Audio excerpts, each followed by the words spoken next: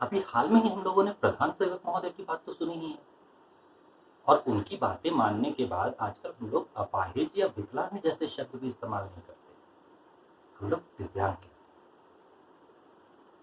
हैं। ऐसी स्थिति में आप क्या कर रहे हैं?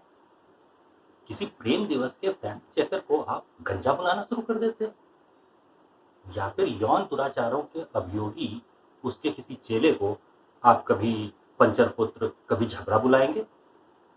ये कौन सा तरीका है? अगर सोचिए कि भाई एक अदद सैराट फिल्म की सीडी देने के बहाने कोई अनमोल रतन किसी पार्टी का बुलाकर किसी को बलात्कार कर डालता है, तो इसके लिए उसकी आयशा नाम की पार्टी को आप ऑल इंडिया सेक्सुअल असॉल्टर कहना तो शुरू नहीं कर देते ना? करते हैं क्या? या फिर मान लीजिए कि किसी दूसरी पार्टी का कोई छात्र नेता या कहिए तथाकथित छात्र नेता अगर एक महिला छात्रावास के सामने अश्लील हरकतें करने के लिए उतना ही जुर्माना भरता है जितना उसकी माँ की तनख्वाह है, तो क्या इस बात के लिए आप उसे लिंग लहरी बुलाने लगेंगे?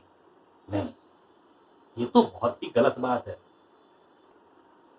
सच कड़वा होता है।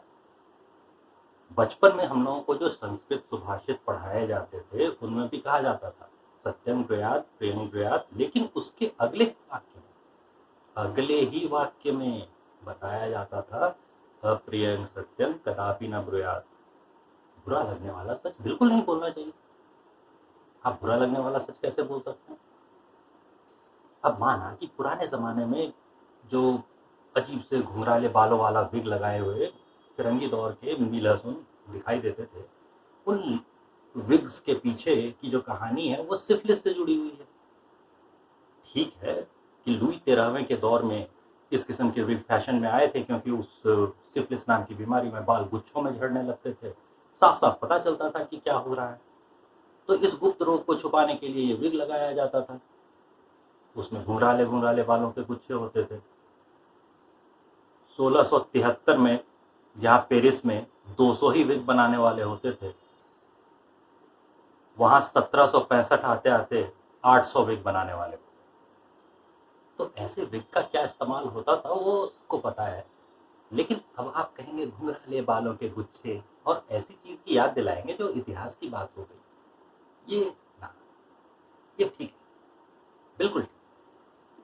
भाई अब सिफिलिस जैसी बीमारियों का इलाज हो सकता है, उसके लिए ऐसे विग्स की क्या जरूरत? घुंघराले बालों के गुच्छों के बारे में तो कोई बात करनी ही नहीं चाहिए थी। जहां तक भाषा की शुचिता का प्रश्न, भाई अगर एआईबी में फिल्मी सितारों की गाली गलौज जो होती है उसकी बात छोड़ दें, तो हमने तो देखा ही है कि नारीवादी कितना विरोध करते हैं इस बात का। ऐसे में गाली गलौज करना तो बिल्कुल ठीक नहीं है। वैसे भी एक शुद्ध शाकाहारी धूम्रपान मदिरापान निषेध वाले एक पत्नी व्रत अथवा अखंड ब्रह्मचारियों के देश संस्कारी विराट हिंदू राष्ट्र में गाली गलौज की कितनी जगह होती है? कोई जगह नहीं। अगर कुछ कहना ही था तो आप कहते जन्म अनुसंधान का विषय है। अब सबको पता है कि इंस्टीट्यूशनल बर्थ के केस में बच्चे की माँ कौन है ये तो डॉक्टर और नर्स गवाही दे सकते हैं, अगर वो ना हो तो दाई गवाही दे देती है कि बच्चे की माँ कौन है। ढूंढने लायक या शोध करने लायक विषय सिर्फ ये होता है कि बच्चे का बाप कौन है। आधे एक घंटे बाद अगर समझ में आता है कि तारीफ नहीं की गई थी, जन्म अनुसंधान का विषय कहकर गाली दी गई थी, तो चलता है। लेकिन सीधे सीधे गाली वाले शब्दों का इस्तेमाल, अपशब्दों का इस्तेमाल, ना ना ना, बिल्कुल नहीं, ये बिल्कुल सही बात नहीं। मी लहसुन की सेंटिमेंट सिस्टर या उसकी जज्बात आपा को ठेस पहुंचाने का एक आम आदमी को क्या हक बनता है? अरे मान लेते कि काला हिरण है जैसे मरा होगा, मान लेते कि 4 तथाकथित अल्पसंख्यक जो गाड़ी के नीचे आकर कहीं सड़क के किनारे मर गए, उनके बारे में सिर्फ इतना लिख दिया जाता कि अप्राकृतिक कारणों से मौत हुई है।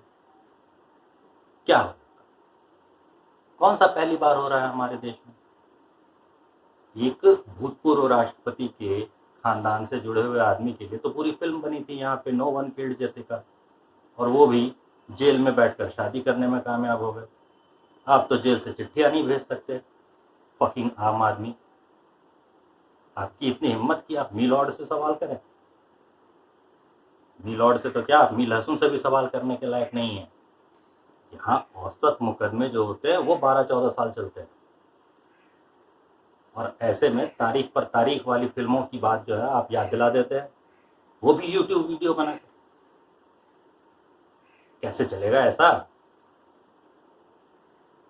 आपको बोलना ही था, ठीक है, मान लिया। विधायिका के बारे में बोलते, नेताजी के बारे में बोलते, कार्यपालिका के बारे में बोलते, अफसरशाही को लाल फीताशाही कह देते। अरे और कुछ नहीं मिला था तो पत्रकारिता के बारे में बोलते। आपस में सब लोग एक दूसरे को गोदी मीडिया और पीढ़ी मीडिया तो बुलाते ही रहते हैं। एक तो कोई थे जो कि बीच टीवी चैनल पर ही उन्हें प्रेष्या बुला गए थे, उनके बारे में कह देते। क्या सोचकर बोल रहे थे मीला सिंह के बारे में? सरदार खुश होगा, शाबाशी देगा ना, इसकी सजा बराबर मिली। मी लॉर्ड के लिए दरवाजा अलग होता है और आम लोगों के लिए अदालत में जाने का दरवाजा अलग होता है। ये तो हम लोग पटना जैसे छोटे मोटे शहरों के हाई कोर्ट में भी देखते हैं। लेकिन इसके लिए आप कहेंगे कि आम आदमी और खास आदमी में भेदभाव होता है? किसने आपको यह, किस हिसाब से आपके पास ये अधिकार आते हैं? जो अदालतों में लिफ्ट लगा रहता है वो सिर्फ मी लॉर्ड के लिए आरक्षित होता है। उसमें दिव्यांग भी कोई बेचारा अगर घुस जाए तो उस पर जुर्माना लगाया जा सकता है। इस बात पर सवाल करने का हक आपको आखिर दिया किसने? होते कौन है आप ये सवाल करने वाले? Caesar's wife is above all suspicion. Caesar's wife is above all questions. Caesar की बीवी है सवालों से परे, और जो सवाल करता है उसे मंसूर और सहमत की तरह पत्थरों से कुचल दिया जाना चाहिए। बिल्कुल गैलोलियो की तरह उसे सजाएं दी जानी चाहिए। 4 घोड़ों में उनके हाथ पांव बांधो और 4 अलग अलग दिशाओं में उसे दौड़ा दिया जाना चाहिए, टुकड़े टुकड़े कर। सवाल करता है, सजा मिलेगी, बराबर सजा मिलेगी। खैर, अब जब आप ये वीडियो देख चुके हैं तो ये मत सोचिएगा कि हम हमेशा इसी तरह की बातें करते हैं, और इस चक्कर में कहीं मेरा चैनल लाइक और सब्सक्राइब मत कर दीजिएगा। आमतौर पर हम ज्ञान बांटते हैं। Good day.